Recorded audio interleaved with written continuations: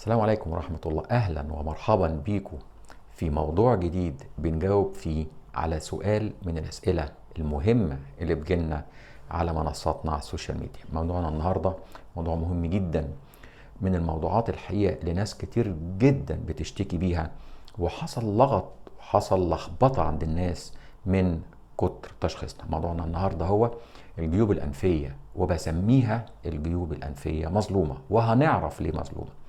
الحقيقة مظلومة لأن ناس كتير جدا ما تعرفش يعني جيوب أنفية، ولا عددها ولا مكانها ولا وظيفتها. فمثلا عدد الجيوب الأنفية 8، 4 في كل جهة من الرأس.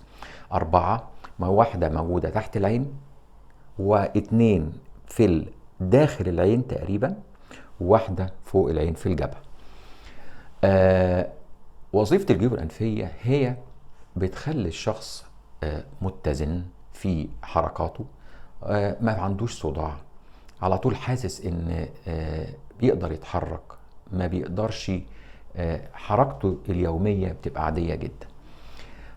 مظلومة لأن كم المرضى اللي بتتشخص ان هي عندها التهابات في الجيوب الأنفية الحقيقة كتير جدا، عشان كده خلى تشخيص الجيوب الأنفية سهل قوي، مع ان الموضوع خطير وهنعرف كل الكلام ده. الجيوب الأنفية مظلومة في مكانها، لأن مكانها خطر، لأن فوق الجيوب الأنفية على طول بنلاقي قاع الجمجمة، على خارج الجيوب الأنفية بنلاقي العين بكل الحاجات المهمة والتكوينات العين. خلف الجيوب الأنفية بنلاقي فيه أوردة، بنلاقي فيه شرايين. كمان مكان الجيوب الأنفية مكان ضيق جدا، ومحاط من كل ناحية بأوردة وشرايين والعين والمخ زي ما احنا قلنا.